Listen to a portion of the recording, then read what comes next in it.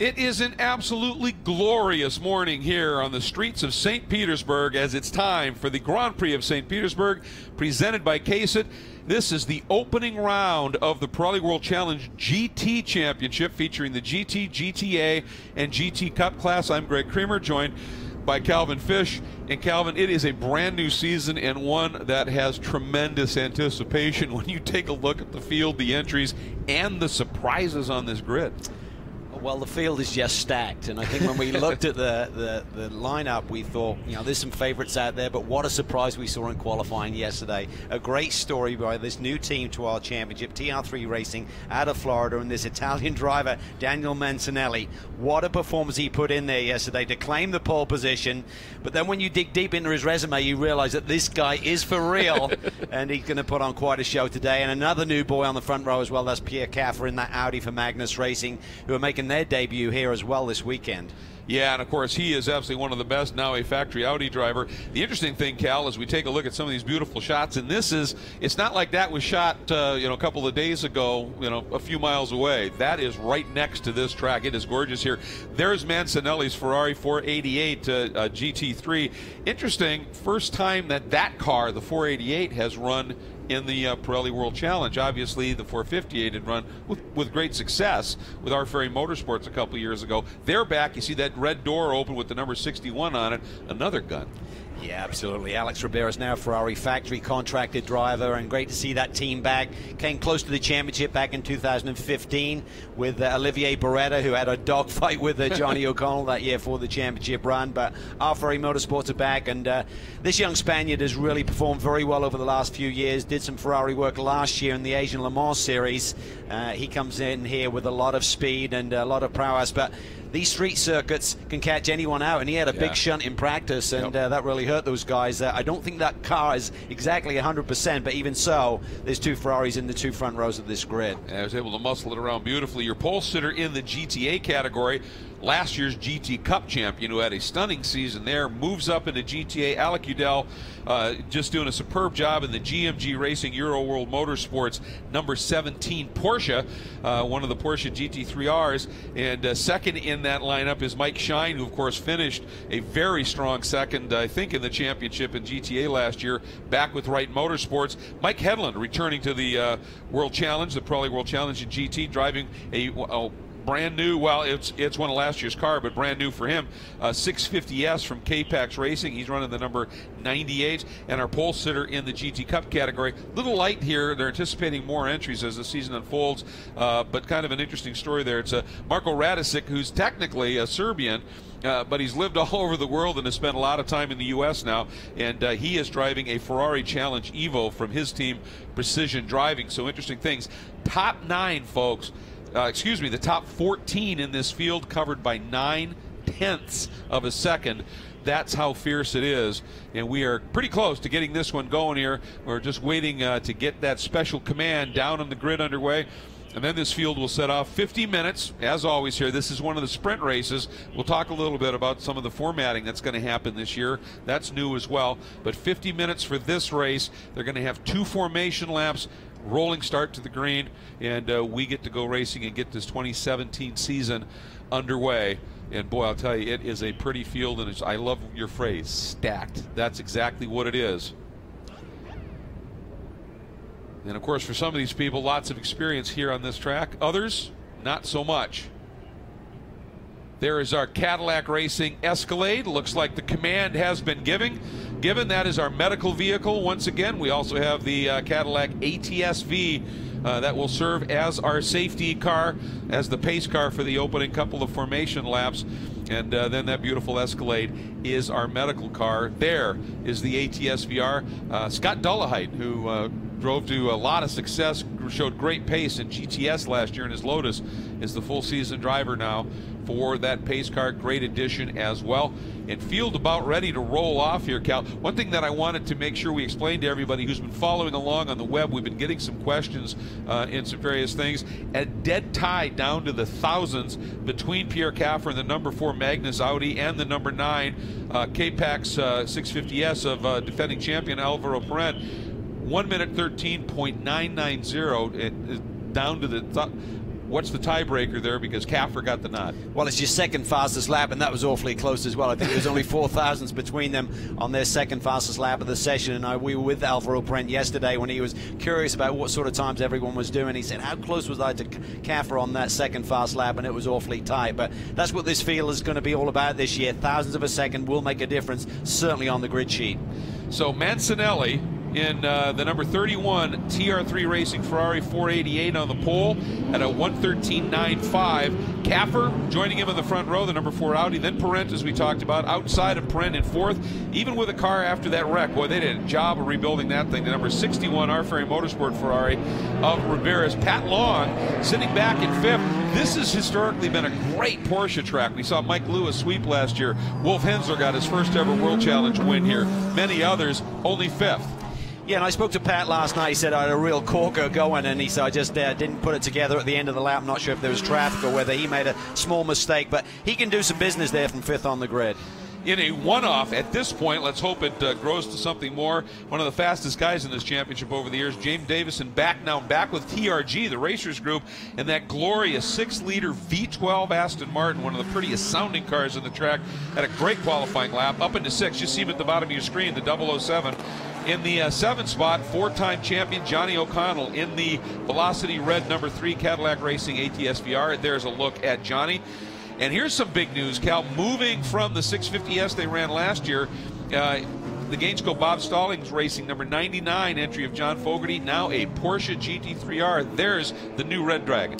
Yeah, and they're very excited about this move. They just looked at the configuration of all of the circuits last year, and running the 650S, they felt there were some circuits they went to too much on the back foot. They felt that the Porsche was a better fit over the course of the season, and I think that's why they've made the change. And of course, Fogerty has a lot of experience with Porsches, running with Flying Lizards back in the mid-2000s.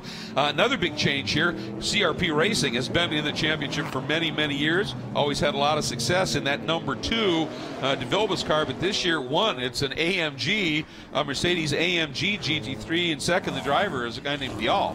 Yeah, and Ryan really wanted to get back into Pirelli World Challenge competitions that came so close to the championship back in 2015. Had to skip a couple of races because of his World Endurance Championship clashes, and couldn't put a program together last year because he was simply too busy. So I think this combination with Nick Short's CRP, this Mercedes AMG GT3 machine, and this Flying Scotsman, Ryan Dial, he's disappointed with that qualifying run. He said he's a bit too conservative. He's going to be pushing for more here today. And right behind him on the grid, it's Michael Cooper, who was so strong in the championship last year in GT as a rookie, GTS champion, a touring car champion. The big change for him is just the look of that beautiful number 8, now carrying the colors that are called Vector Blue. And boy, I'll tell you, it is a stunner. Right behind, there it is, coming into your shot. That thing is gorgeous. It really is, and right behind him, another very pretty blue machine. We're looking at Alec Udell there, a couple of spots further back, but Brian Sellers is now Alvaro Parente's teammate for the year. He's driving the car that Austin Cindric had so much success with last year. Brian, another one of those drivers after qualifying, really felt he didn't get everything out of his qualifying performance. He's got to make some moves, but I think the key when you're mired mid-pack like this, keep it clean, get some points, and really focus on that fast lap in the race today. That sets the grid for tomorrow. So don't be up someone's bumper throughout the course of the race, not get a good clean lap put together. You got to find space, you got to put a fast one down. There you saw Mike Shine in that familiar Wright Motorsports Porsche that he campaigned last year. Second in the GTA lineup. Third was Headland. Fourth, James Safronis, who has made the move to GTA, and then completing the top 5 in GTA, Pablo Perez Campank, another new competitor in the Champ 1. That's another new team to the series, in the Mercedes AMG GT3 number 69. And also want to make a note, the 2 Bentleys are back. Adderley Fong back in his traditional number 88. The number 78 taken over by a young Chinese driver who was an SCCA national champion in open wheel equipment, making his first start in anything with a roof. He said Yufeng Loa for the number 78 Bentley Racing, the Absolute Racing, excuse me, Bentley Continental GT3. Teammate, of course, to Pierre Kaffer is the team owner of Magnus Racing, John Potter, running in GTA in the 44 Audi. Tim Pappas is back in a Mercedes now in GTA in the number 54, and the 04 of Jorge De La Torre returning as well. But right now, Cal, it is time to get this going. They're heading toward the VP Racing Fuels acceleration zone, and Daniel Mancinelli, a rookie in World Challenge, bringing him up for the start, and we are green. Wow, there was a big stack up there, middle of the pack. There's a flare out in the middle of the pack. We'll have to wait and see if there's any penalties called, but what a start for our pole sitter. He gets the jump in the front. There's contact there. Long. That's Pat Long into the side of Riberas. Fogarty gets delayed. Brian Sellers took advantage there. Cooper's mired in the pack. And Davison taking advantage as well, sneaking through. Nice move by him. DL gets balked as well. Look at this, look at Davison, really aggressive on Johnny Red, down to the inside for turn 4. Perrin looks to the inside of Caffer. Big stack up here through the twisty section. And Davison staying on the shoulder of O'Connell, and finally, Johnny has to let him go as they get into the tight stuff. And again, Davison is looking like a one-off for him, so Johnny realizes you don't want to get taken out by a guy who was only here for 1 or 2 races, and finally lets it go. But boy, a fierce opening half lap. It really was sensational stuff, and you know, we talked about turn 1. It can be a problem area on this racetrack in terms of the stack up and the funneling effect, and everyone's a little bit antsy getting this season underway. And Pat Long definitely got in there deep, and there was a brush with the R Ferry Motorsports Ferrari. Well, I tell you, I think Brian Sellers might be the guy that's looking at that Optima Batteries Best Start Award, because remember, that qualifying you talked about, he started back in 11th, and as I see him right now, he's 6th. Yeah, that was a great opening lap for Brian. Here we see Alvaro Perrin, our championship winner from last year. Oh, Caffer in deep. He touches Mancinelli. Got in there really deep. I think he may have lost one of those dive plays on the front end of that Magnus Racing Audi. Perrin now on the move up to 2nd. Boy, and J.D. Davison is looking major aggressive as well. He got all over the back.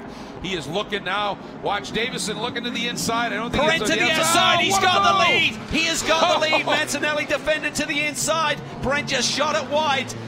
Took the late turn in and sweeps through. That might just be experience, previous experience on this track, and knowing there was grip out there. Mancinelli, first time here. It was, and he realized he had to Cooper. defend. Big move there down to the inside by Cooper into turn 9 on Adley Fong, and here comes Alec Udell as well, taking advantage of the Bentley slow exit speed. What a move by Udell, and carrying those Clemson orange highlights on that GMG car. Aggressive move here. Peter Cox. New program to World Fong Challenge. is just out of rhythm here. I'm not sure if he's got some debris on his tires, maybe run wide there. Got some pickup possibly, but he's struggling for rhythm. There's James Safrona's team car in the GMG group entry. All right, things settling just a little bit. And that the real-time Acura is now the new NSX GT3 Peter Cox. Here comes Patrick Long down to the inside, and one of his buddies.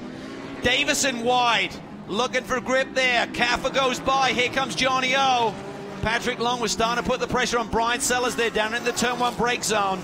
Boy, Davison way deep in there. Thought he had it done. Overshot the corner. And now he's got to get his rhythm back. O'Connell defending on Sellers and Long. And you may think some of these moves are blocking. We were involved in the drivers' meeting the other day, and Brian Till said, as long as you initiate the move first and you're not moving in reaction to the car behind you, that is perfectly fine. You can use whatever area of the racetrack you want to. And certainly when a driver gets poor exit speed, he's going to immediately move to the other side, the overtaking line essentially, for the next corner. Perrin in there really deep. You could feel here the lockup really wide. Graces the wall on the exit of 10. Yeah, the key to that blocking is don't react. If you make your move, then you got to just stay put. If a driver tries to react and get around, and these guys are pretty attuned to that. But boy, look at this move now. Long trying to do the rim shot around the outside. Looked like he had to run, but had to give. But Sellers feeling the heat. He really is. Brian Sellers' first time here at St. Pete, and he said he was experimenting with that line through the final corner. Pat Long takes it in really deep on the ABS, sweeps to the outside. Pat Long moves up to 6th. It's one thing maybe to talk about a little bit, Cal, is they repaved a lot of this track and some of it on that taxiway, and the drivers are saying there's so much more grip. They're going seriously deeper into that corner, and Long able to really take advantage of that, it appeared. He really was, and I think, here we see big problem. That's our Marco Radicic. That's the number 11 in the GT Cup category, a Ferrari Evo. This is a problem, Greg, because he's on that front straightaway. There's no safety zone to cut into there. I think this should bring out the caution. It does. Yeah, and that was a smart move for him to get over as close as he could to the pit wall where there is going to be a lot more access. Boy, that thing is seriously ablaze. In the first practice session, the car was set up incredibly stiffly, he said, and it knocked off a brake cooling tube, and he ended up overheating brakes. But obviously that they address that. This is something completely different, but this is pretty serious here. And he got over to the pit wall, but now it's just going to be trying to get bottles over there at this stage. Again, clock will continue to run under the caution here. He's out. That's good.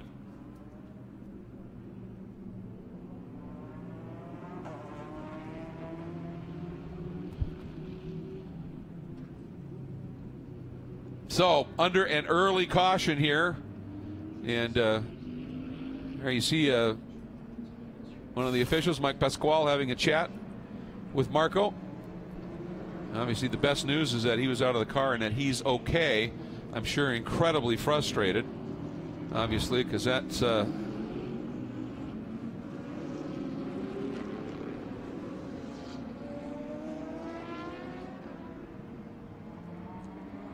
by the way, we're getting a report from Jeff down in the pits that Ryan Dial in that De Vilbius Mercedes AMG apparently had some contact and it damaged the exhaust pipe, Cal, and he was smelling fumes in the cockpit. So well, he was involved in that turn one kind of schmozzle, a little bit of argy-bargy going on down there with Pat Long's move on Riberas.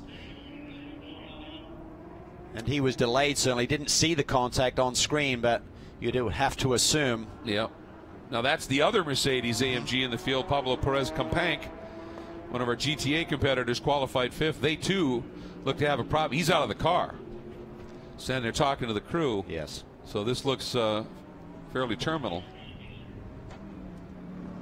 That's frustrating. You work hard, get your off season, all get the program you're so together. ramped up, you're ready to go and to have your first race of the season end early. The good news is you can come back tomorrow, but the bad news is we're only 4 laps into this race. We probably didn't have time to set a very respective lap time to put him up the grid for tomorrow either. Right, yeah. And there's a look just running through. That's Ryan back out. Apparently they just did some cutaways, you know, some of the stuff to clear that exhaust area. Now let's go back and have another look at the start, Cal. And there's a little bit of a stack up there. Yeah. There's the green. The green did come out, so everyone spawned middle of the pack.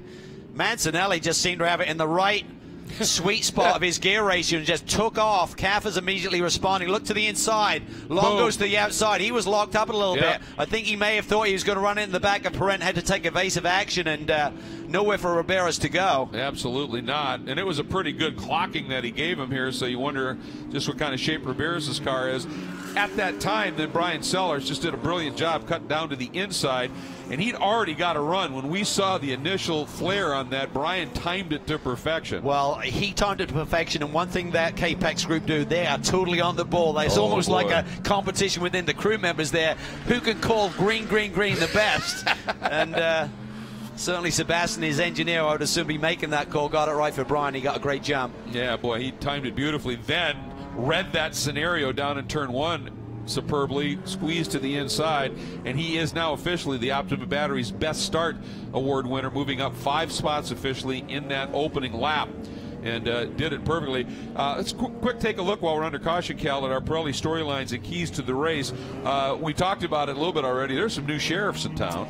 There's so much new talent here, and Mancinelli has certainly been a sensation, overnight sensation, literally, because we didn't know what to expect from that group. Caffer, we know with his Audi experience, Audi factory guy and that Magnus Racing team, they were going to be strong, but for them to sweep the front row, and then you got Riberas on row 2. So 3 of the top 4 on the grid were guys who don't have experience in this championship, so they're making a statement early. But you can see Perrin, the experience shown on those opening laps, recognizing with that 650S, it doesn't have the best straightaway speed in the field, so he had to take advantage while he could, and most importantly, he's laid down, I know it's early days, but he's laid down the fastest lap of the race so far. That would give him pole for tomorrow if it stands. And a point that's so crucial, obviously. We'll talk about that in a moment. The other one is, first race of a doubleheader on any street course, one of the keys is always going to be fight another day. It is, and certainly for the issues we've seen so far for Radicek, it's probably not going to be another day for him tomorrow with the damage to that Ferrari. But for everyone else, you have to think about the big picture. I spoke to Johnny O'Connell and Michael Cooper about this weekend. We're big picture type guys. We've got 3 street races to begin our championship season. Double header here. You go to Long Beach, you have to score points. You can't afford to throw one away. You can't afford, particularly this weekend, to damage your car today and not make tomorrow. So that is at the back of everyone's mind. But you know, when that green flag goes, everyone's a racer. Absolutely. Just saw Preston Calvert, the number 77 Calvert Dynamics GT Cup Porsche, drive through the screen, and so it's nice to. He had a big wreck in one of the practice sessions, misqualifying, but that crew did a nice job. Here's another look at that pass, Cal. Well, there you look at it. Mancinelli just defends to the inside. Now he's on the dirty part of the racetrack. There's not the amount of grip there. Parent sweeps wide, and nice job by Daniel there, giving him the room at apex to make the move clean. But you're right. I mean, he went so far down to the inside that's just inexperience, isn't it, on a street course? Because he dirtied those tires up big time. You've made the commitment. The last thing you want to do is actually still give the guy the lane down to the inside. So he tried to give him like half a car width, but you're then on totally different part of the racetrack. Yep. You don't have the same reference point either, Greg. When you're over on the inside, you don't want to outbrake yourself and go straight into the wall. Right. So you tend to be a little bit conservative. Brent sweeps back to the racing line. He knows where to hit the brakes and then turn into the corner. So just one of those deals. He's trying to defend, obviously got off that previous corner poorly, and Perrin had the run.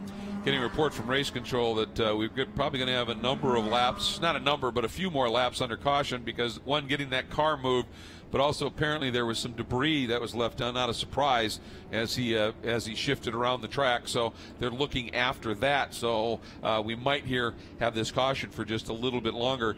We talked, by the way, about the Cadillacs and their involvement with the safety car and the medical vehicle. The Bentley now has stepped on board. They've got the two-car team here. They've stepped on board with the Pirelli World Challenge as the official luxury vehicle, and providing a couple of Bentley Bentayga SUVs that are rather nice. Can you pass the Grey Poupon? Indeed. And when you pass it quickly, because they move. So here's a look at the number 88 of Adderley Fawn, second season in the championship. Really impressed with him. Yeah. In terms of his maturity and nice racecraft. That team is really strong. Really good group of guys. It is. Great to see them back with a two-car effort once again. Here we're looking at a replay here of this number 11 saw Ferrari the just flash. igniting.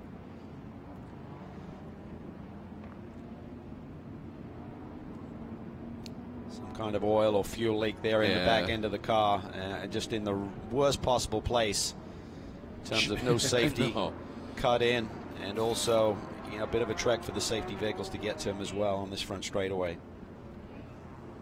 Jeff was talked to Marco once he got out of the car, and he said the tranny it was slipping, it wasn't working. He said he was trying to reset the electronics, and then that happened. So yeah, tough deal. So continuing under caution here. Hopefully we'll be able to get that cleaned up pretty quickly. Let's look through the order right now. Parent leads over Mancinelli. Caffer still right there in third in the number 4 Magnus Audi. Davison in the 007 Racers Group Aston Martin. O'Connell in the number 3 Cadillac ATS VR. Pat Long in the Wright Motorsport number 58 Porsche. Sellers now back to 7th in the number 6 Capex 650S. Riberas the number 61 R Ferry Motorsport Ferrari. And I believe when they ran in this championship a couple of years ago with Olivier Beretta, and they had some success, were battling for the championship. I think Olivier got a win here, didn't he?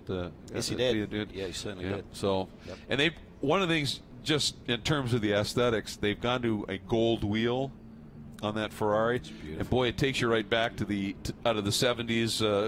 Out of the 512 LM and the 312 Ps. Yeah, just gorgeous look. Then, but yeah, right. You studied the footage. Riberas in the 61 R Ferry car sits in 8th after the contact. Cooper in 9th in the number 8 Vector Blue Cadillac. And your GTA position leader is Alec Udell in that number 17 Global Motorsports Group Euro World Motorsports car. His car, as I said, has the Clemson Tiger orange highlights, and Safronis has white highlights around the track. There's Preston Calvert, who now will be the lone entry and thus leader in the GT Cup category. And we've had a number of teams say they're going to come and run. Everybody, you know, sometimes, especially when you're paying for your own damage, you're a little leery of entering when it comes to street courses, because they will eat cars. Absolutely. And a big change for this class this year. Of course, last year it was only Porsches. This year we got the Ferrari Challenge spec car, essentially. Lamborghini Trofeo is allowed in. So we're anticipating more entries as we get away from the street circuits. But great to see Preston back. He's also going to be campaigning in the GT Pro-Am division in the Sprint X weekends with young Alec Udell. Ryan Dalziel, another trip down pit lane. When you got poor track position, you might as well keep cycling through and make sure you get a perfect fix on that race car. All right, and back onto the track he goes. We're getting a report that the 69, that is the Pablo Perez Companc entry, the other Mercedes-AMG GT3, still in the race, but they're having an extended pit stop. Looks like, did I see lights out on the pace car here? I don't think so. Maybe it was just the angle here. Yep. Yeah, no. I was going to say a bit wild. That would be a bit hairy. Crowd would love it. Yeah, absolutely. Second in GTA, 14th overall right now is Mike Shine in the 16 Wright Motorsports car. He had such an impressive season last year. He was the guy near the end of that. I mean, you know, Martin Fuentes had such an incredible opening 2/3 of the championship. But Shine, as he got more and more familiar with that GT3R Porsche, started to uncork some wins and came on very, very strong, and definitely is a contender for this season's championship.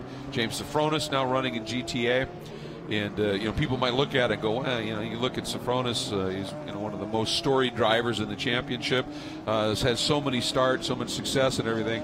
Now he's running GTA. Well, he hasn't been able to focus on his driving. The GMG team, their driver development program, if you will, has taken off, and he spends a lot of time working with customers, and he said, I just don't get it, you know, my racecraft just isn't there just because of time. And so that's why he's running GTA, and he's been able to sneak around the 98 of Headland. Now, taking a look, there's the 43 of Ryan Eversley, and that car is carrying our iBox suspension cam. And so it's going to be very interesting to take a look at the video there as to just what these GT3 cars endure going around a track like this. Pretty intense, the pounding they got. Ryan especially had a bit of a pounding earlier in the weekend. That's right, I was going to say. Some of those pieces we're seeing moving up and down are brand new. Got shipped overnight on Thursday evening to the racetrack from Mike Shank Racing, who's campaigning in another championship with the Acura NSX GT3 platform. Real-Time had all of the bodywork here, but not all of the suspension pieces. So with the unfortunate incident in the Thursday test session for Ryan, meant they didn't participate in qualifying here yesterday morning. Starts from the back. And as we've said, this field is so stacked this year, it's going to be a long road up through this field, because there are no easy pickings in terms of making moves through this field. And certainly this caution period is eating up the clock of 50 minutes in terms of him making those moves as well. Down to 32 minutes, thereabouts left in this, and they absolutely have to just get that fluid, is what it was, and obviously probably gearbox fluid down that was laid down the track. You got to clean that up. You get that on tires, it's going to be diabolical, and so just no choice but to get that done. I want to talk a little bit because obviously you spent a lot of time in your career in open wheel equipment, and a little while ago, and Yufeng Lua was talking about, up until this weekend, he'd only driven small bore formula equipment. So this was the first time with anything with a roof, but a big GT car with lots of downforce and power steering with traction control with all the electronics. He said, the problem I have is, he said, to me, the steering and the back of the car with the electronics feels numb. Yeah, it's a totally different feel, and you're talking about your sensory loads coming through you. And the biggest thing I found when I went to a sedan or something with fenders was just seeing those front wheels, particularly you're talking about the precision of driving around a street circuit, you know, brushing those walls, not getting too close, so you're not actually hitting the walls but getting close to them. That is really tough. And as we know, the Bentley is a very fast car, but it's a big silhouette. It's a big car to thread through the concrete canyon here. Yeah, and he said, you know, the electronics is one thing. He said, but the power steering, he said, it's tough for me to get the feel I want because I'm so used to that immediate feedback. Mind you, if he didn't have it, oh, it'd be brutal. I'm sure. I'm sure once he figures it out, he'll go, be loving life. Yeah, exactly. But in 2015 at the SCCA's national championship runoffs at Daytona. He won the Formula Continental Championship there and did it very, very impressively. And I was talking with him about it, and he said up at the banking at Daytona in a Continental, he said a Formula Continental car running 170 miles an hour, he said that was freaky stuff up at the banking. How quick they were. That's what, yeah, he said they were mega trimmed out, said they just flew. That's crazy. So, yeah, really, really fast stuff. So, all right, looks like the cleanup is near done. They've moved everybody off, so we get word from race control. There's the signal. One more lap, and we're going to go back to green flag racing. So that'll probably happen with about 28 minutes or so left on the clock. Not a lot of time, but you think a 50-minute race is a sprint. This is going to change the dynamic here. This long caution, those Pirelli P0 slicks, with this caution time, they are going to be good to go to the end. And it's going to be fun to see what happens. And as these drivers who are in it for the full season championship, we talk about it so much. You got to race tomorrow. You got to get through Long Beach. And you've got to be mindful of the guys here that are here for a one-off that want to have a really good performance to maybe get a ride for the rest of the year. Well, I think James Davidson, I mean, I'm not sure that there's a full commitment from Kevin Buckler and TRG to campaign for the full season. He wants to make his mark, and he's always been very aggressive. Yep. But you can see him making some moves early up in the top four. Looking at fast laps that set the grid for tomorrow, right now you've got 1, 2, 3 on the track, or 1, 2, 3 in fastest laps with Parent leading the way over Mancinelli and Caffer. Then the fourth fastest time, as I'm looking at it, is Peter Cox in that Acura, who's 11th on the field right now, but fourth fastest lap. Now, expect everyone else to respond or in the mid-16 range, right in the middle of the pack here, but that would be an awesome qualifying spot for him for tomorrow. Yeah, and of course, just running off some fuel here, so the cars will be a little bit lighter, a little bit more responsive, and it's going to be fun to watch here. By the way, we were talking about Compank and the second of the Mercedes in the pit lane, damage to the front end and a possibly broken radiator, so they think he may be done right now. So that's unfortunate to see him at this stage possibly out of the race. He needed track time and experience. Lights are out. Scott Dollarhide takes off a little bit. You can see tire warming, tire cleaning really is what they're trying to do. Just get any marbles, as we call them, off those Pirellis, so they're nice and clean for that brake zone for turn 1. And for the VP Racing Fuels acceleration zone. And once you get into that zone, it's the driver can go. Boy, straightens the exit there nicely. Oh, smart. That's experience for you. Yes, it is. Look at Caffer there, tucked in behind that Ferrari. Davison looking for more. Everyone else nicely spaced there. It should be a good clean turn 1. Certainly at the front of the field. You can see Caffer wanted nothing to Davison down to his inside, just eased over a little bit. Now into this newly reprofiled turn 3, much tighter, but the drivers said it wasn't as bad as we thought it was going to be. No, it really has a nice rhythm to him. You can see there Alvaro still weaving around a little bit. I think he feels he's still got some pickup on the tires as Davison looks to the inside. And one of the things in that VP Fuels acceleration zone on a restart, once the pace car makes its move, when you get into that last turn, you can start, as long as it's not a brake check and go, you can roll into the throttle. Smooth acceleration so is what they wanted. Squaring it and then picking that smooth, that was brilliant. That's pretty smooth from 0 to 100%. Exactly. Through the kink, they call it 9A, wicked quick corner in these cars with the downforce and the grip that it produces.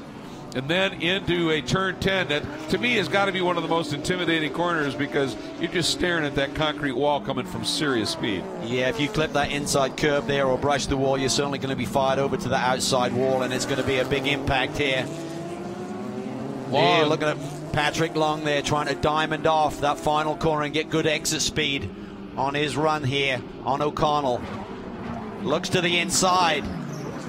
Not close enough. Not really close enough. Just trying to get in his mirrors and maybe distract Johnny O'Connell, but it's tough to distract a 4-time Pirelli World Challenge champion. He's seen a lot better moves on that take place. Oh, Sellers now has got a run. Long didn't get off of turn 3 very well, and Brian gets a run.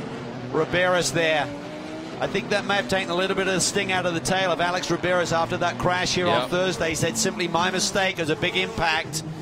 I know yesterday in qualifying, the rear diffuser on that Ferrari was not totally complete, so he may have a slightly wounded car unless they got more spares brought in since qualifying yesterday. Well, and it may have been exacerbated by that whack he got from Long in the early going. You never know if that's that right. maybe may have done something to toe link or whatever.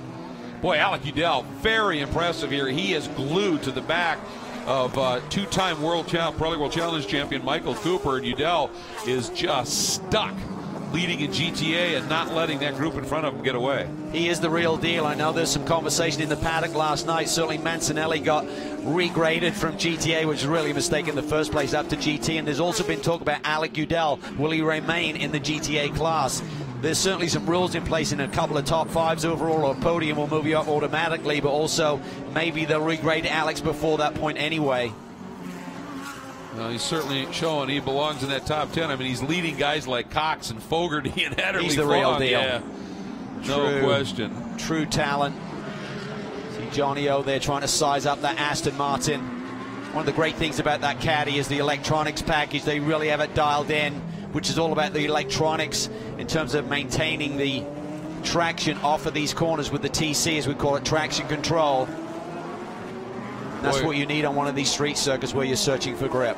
Yeah, over in turn 8-9, Riberas looked like, or into 7 and 8, Riberas looked like he ended up running wide and lost time to Sellers, and has Cooper now just in full attack mode behind him, and a hungry pack as well. Second in GTA, sorry, real quick, is Shine. Safron is third, and they're running 14-15. Oh, look at this. Pat Long looks to the outside just like he did on Brian Sellers before. He's obviously got the grip in the Porsche through there to be able to change his line like that. Oh, you can't even see him behind O'Connell. He looks to the inside, and he may have the nose along the inside. Johnny takes it in deep, though. What a move by Johnny O'Connell. He just took it in deep, realized he couldn't cut to apex. Just kind of carved a wider radius through there, but Pat Long wants to make the move. Can Sellers get the run through here and get the momentum on Pat Long?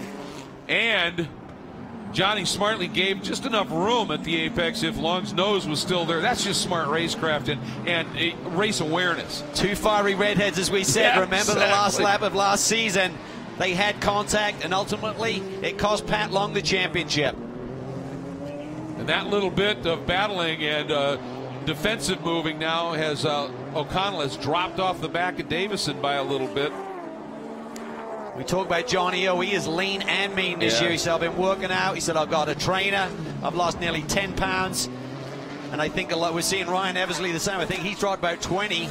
And I think some of these guys recognize, hey, the championship is going to be harder fought this year. And also, when you got co-drivers in, you don't want to be giving up any advantage to some of these lightweights. Exactly.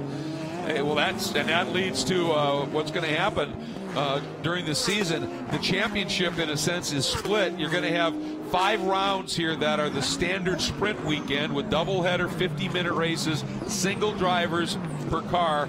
Then you're going to have 5 rounds where it will be Sprint X, where it will be 2 drivers per car, pit stop for tire change, 60-minute races, and you're going to have the opportunity to run just for the Sprint Championship or for the Sprint X Championship. And also there will be an overall if you run the entire season. So lots on the line here this year and some new stuff coming. Yeah, and I think if you look at it, that sounds kind of complex, initial thought, but I look at it as like the Tour de France. If you want the yellow jersey, you got to run every race. You want to be king of the mountain, maybe just do the sprints. Do you know what I mean? That's how we look at it. But sure, makes sense. We'll certainly fight through this in terms of the championship for all of the teams. But we talk about a stacked deck right now in the sprint races. Think about the guys who are coming in. The Taylor brothers are going to be driving with Cadillac. Bergmeister is going to reunite with Pat Long in a Porsche. They've had so much success over the years. McLaren are going to be bringing new drivers into that 650S, so going to be really cool at these Sprint X rounds. Yeah, it's going to be fun to see, and I mean, it's going down to the pack. You see the number 14 there. Is Eversley. Lawrence Vantour is going to be running in GT, which it is going to be called Pro-Am in the Sprint X rounds. There is Preston Calvert running the lone entry right now in the GT Cup category.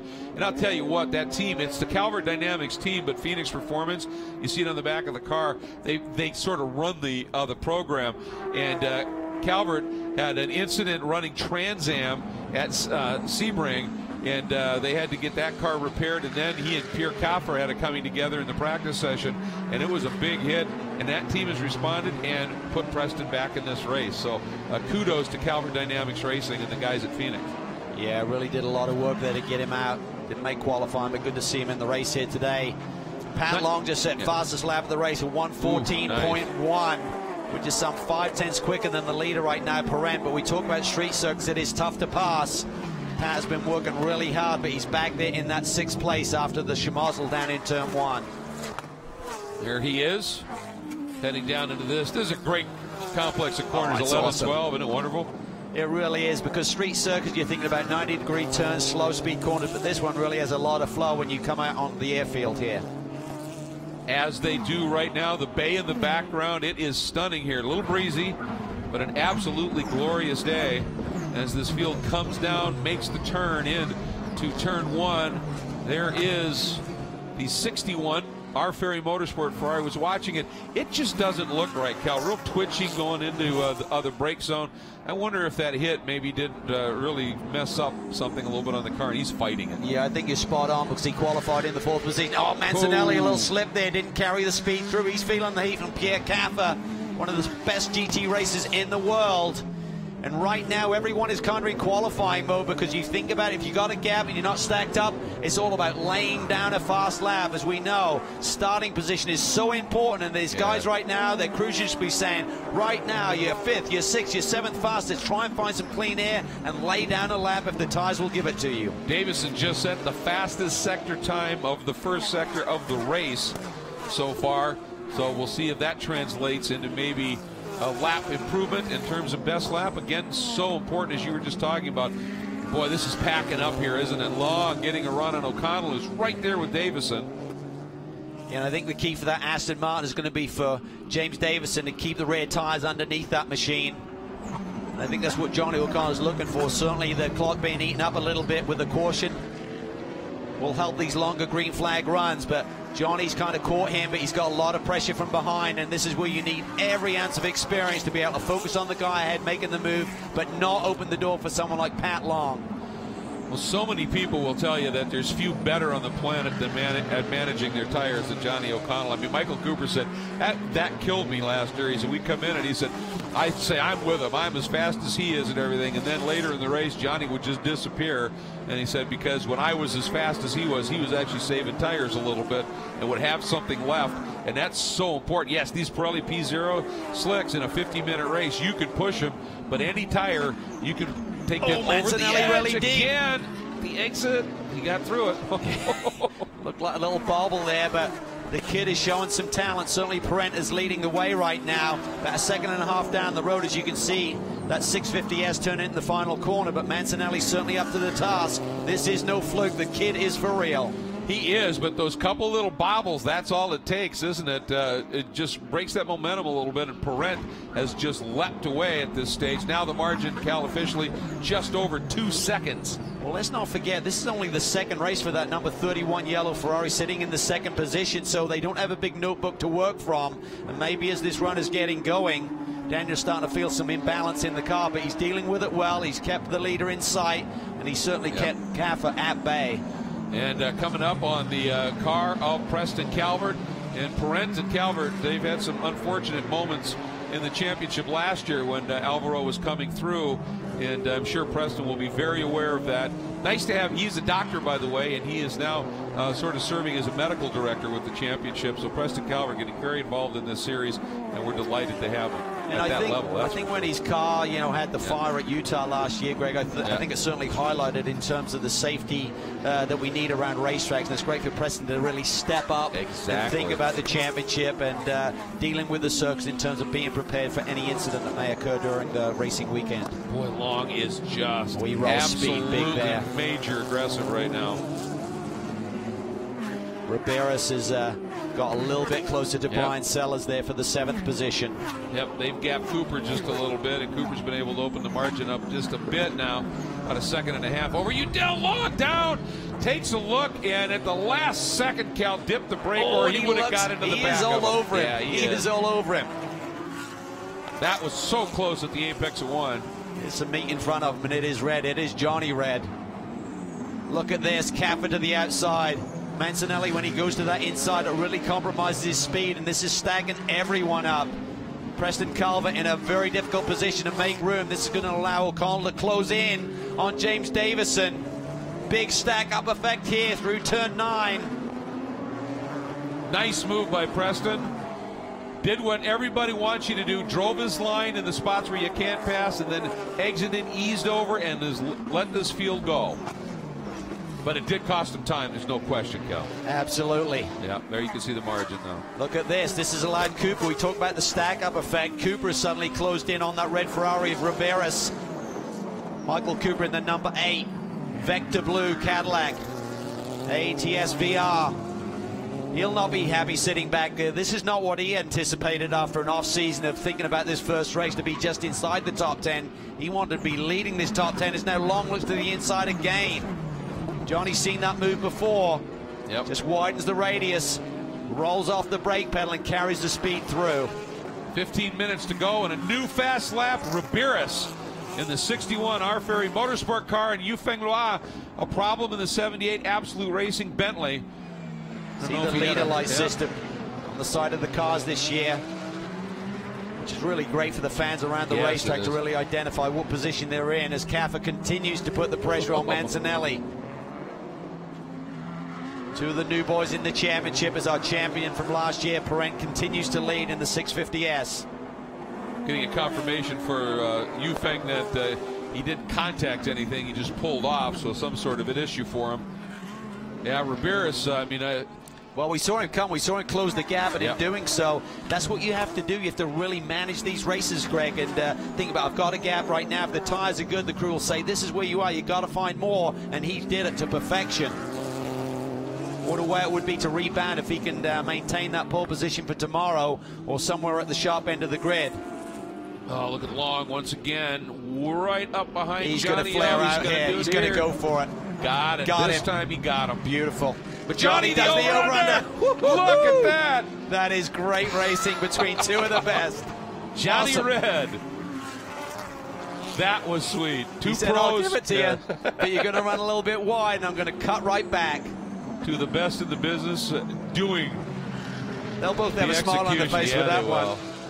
That was fun. And you know what? That is racing with respect too. We've seen that. That's just fantastic here. Well, that's good to see that there's been a reset, because I think there were a few people who are pretty antsy after the final round of the championship last year. Johnny O went into that race with a very outside chance of the championship. When the incident occurred, he was just looking for a race win, and Pat Long had the championship in his grasp.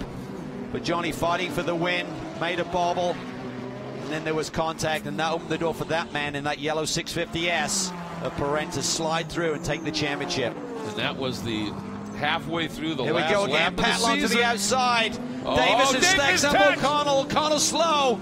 Is he going to give him the lane? No, he doesn't. Coming off. Pat swings back to the inside. Sellers is right there as well. I think there was contact. I saw a piece of debris. I think it was a dive plane from O'Connell after touching Davison, and this time, look at this. Oh, there's a touch. Argy, here comes Sellers on O'Connell. Can he make the move? No, he thinks better of it.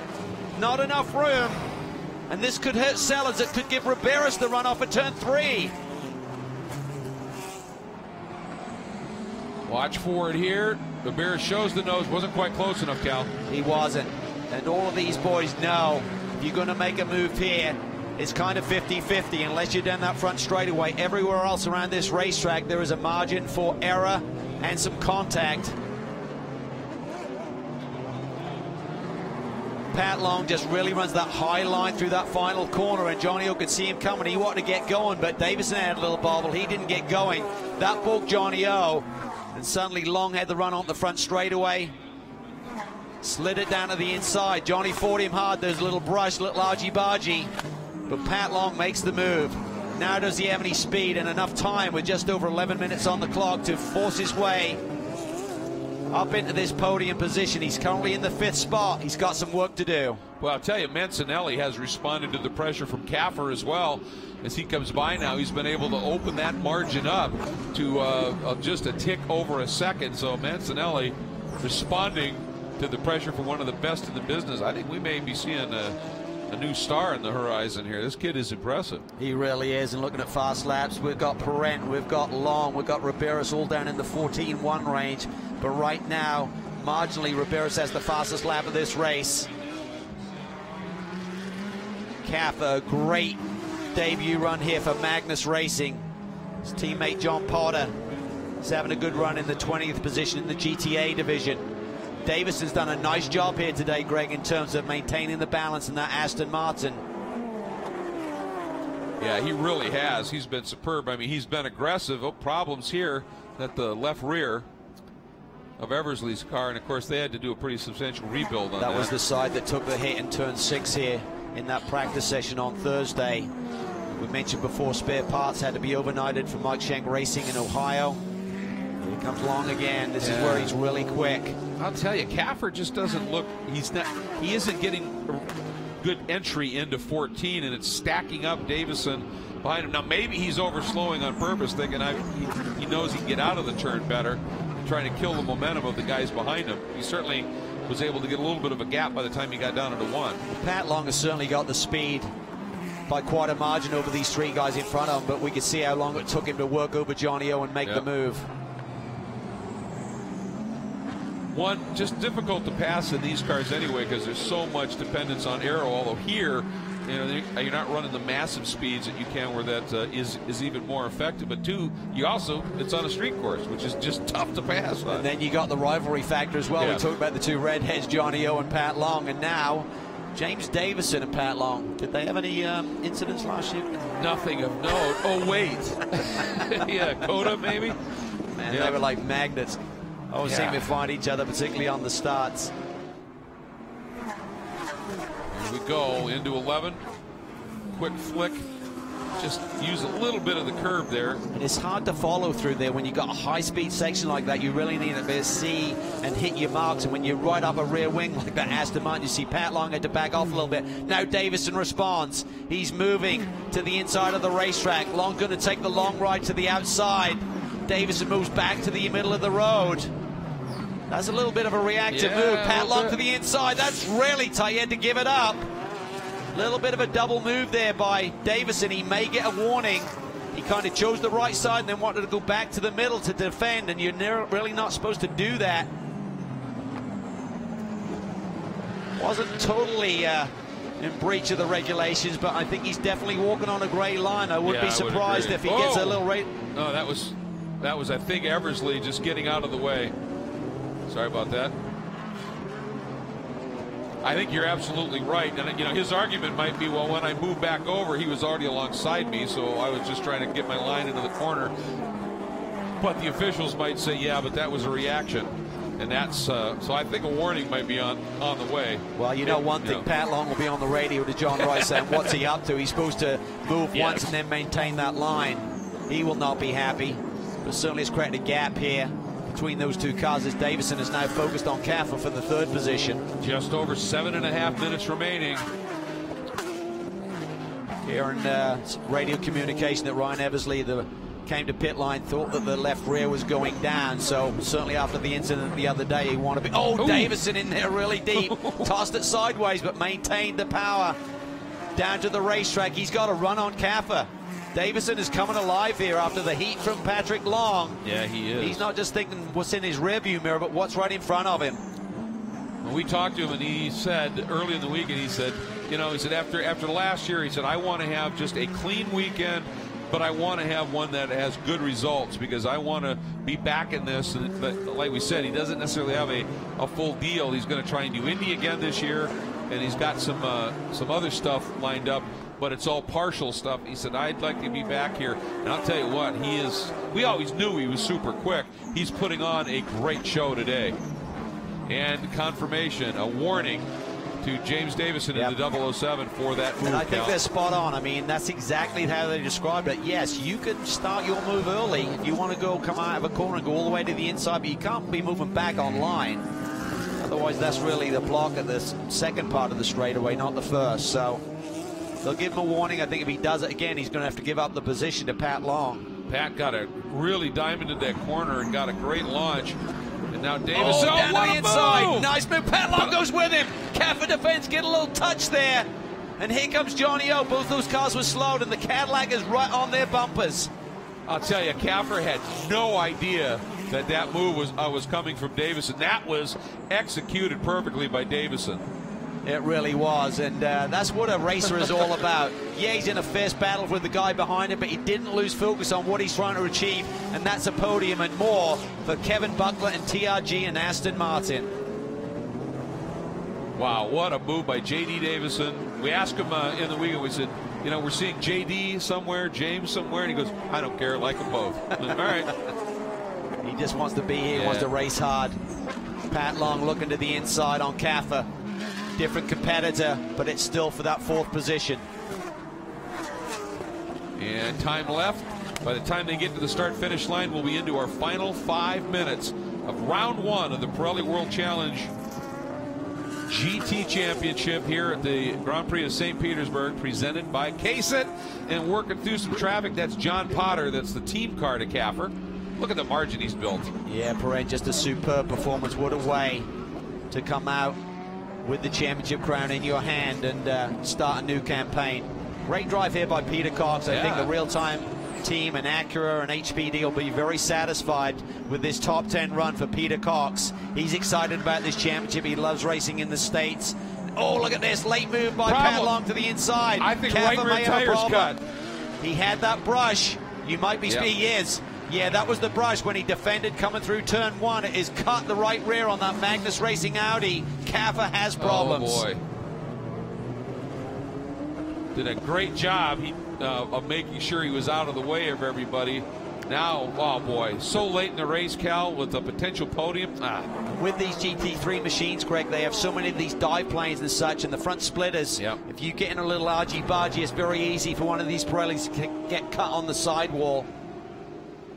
And that's a devastating blow for a guy who looks set for a podium here today. And the problem is when you get into, you know, one of these deals, you don't want that tire to flail apart, rip stuff off. Now, take a look here, first of all, at this move by J.D. That was a late move. It was almost like he's reacting. Pat Long gets in there really. Here's the brush right there. Left side of that number 58 Wright Motorsports Porsche. Gets into the right rear of the Magnus Racing Audi and cuts down that Pirelli. And now at just under 3.5 minutes remaining to change that. He's going all the way to the back of the pack, and it's devastating for points, no question. Now, can Davison, who's immediately run down Mancinelli, can he turn this 3rd into a 2nd? Oh, he's got a great run. He had great exit speed there. John Potter is up ahead in the 2nd of the Magnus Racing Audis. They're going to have to try and get to the inside. Davison looks to the inside. This is going to be tight.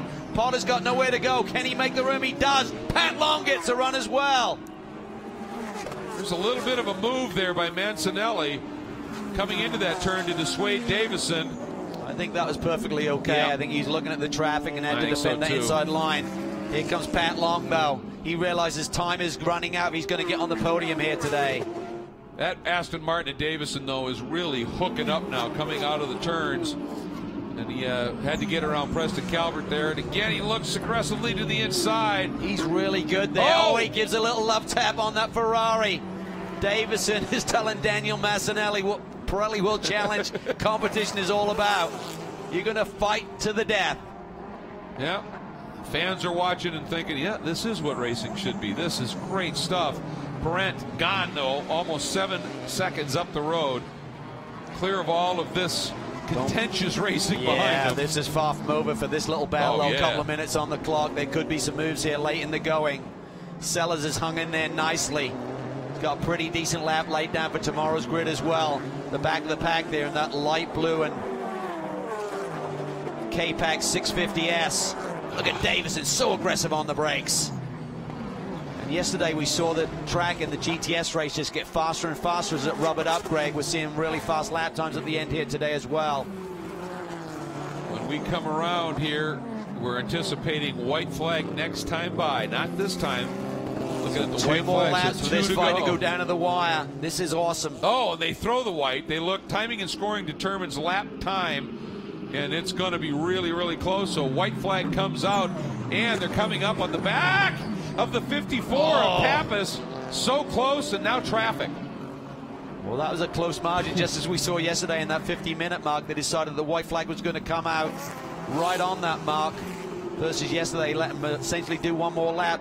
Look at O'Connell, he's got to run. Davison looks to the inside.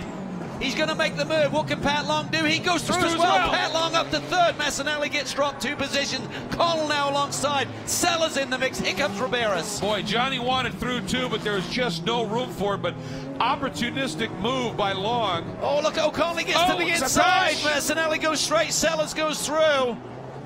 That's going to be a tough call. Massanelli definitely got out of his rhythm, opened the door. O'Connell really had nowhere to go. He had to kind of go for the move, but then Massanelli closed down on apex a little bit. Here comes Pirelli. All right, here we go. Last corner onto the front straight. Last year's champion winning round 1 at St. Pete, the 650S from K-Pax in the hands of the factory driver, Alvaro Pirelli. What a run he put on. Here it is at the line. Long swings out. He got a drive, but it's going to be Davison into second with Long right there in third.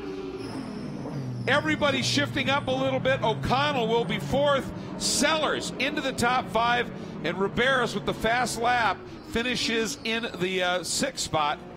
What a story. Cooper 7th. Cox, as you said, a great run up into 8th. Alec Udell winning GTA in 9th with Fogarty in 10th. Wow, that was amazing. That is a sign of what we're going to see this championship season. Cut and thrust racing, excuse me. And just awesome stuff there. Oh, fantastic. Pirelli, superb. Just really dominated this race. Was a little bit disappointed with qualifying, and Alec Udell doing exactly what we expected. 12 wins last year in GT Cup. Starts his campaign with a win in the GTA class. Yep, a 14-1 fast lap overall by Riberas. Udell a 14-8 in his first race up into GTA. That is impressive stuff. And of course, Preston Calvert, the lone entry in GTC. There is GT Cup winner right there, Preston Calvert, in the Calvert Dynamics car. Just getting into this race was a victory in a way, so he'll be happy with that. Looking at the rest of the GTA field, Shine finishing 12th overall will be second in the Wright Motorsports Porsche. That's the number 16 entry, and Safronis in the number 14 Global Motorsports Group, Thermal Club, and Mobile One Porsche GT3R will complete the podium in the GTA category. But going to be interesting here, I think. You know, Pirelli, Davison, Long, that's your podium. That little moment with O'Connell and Mancinelli, I'm sure that's going to be looked at just a little bit.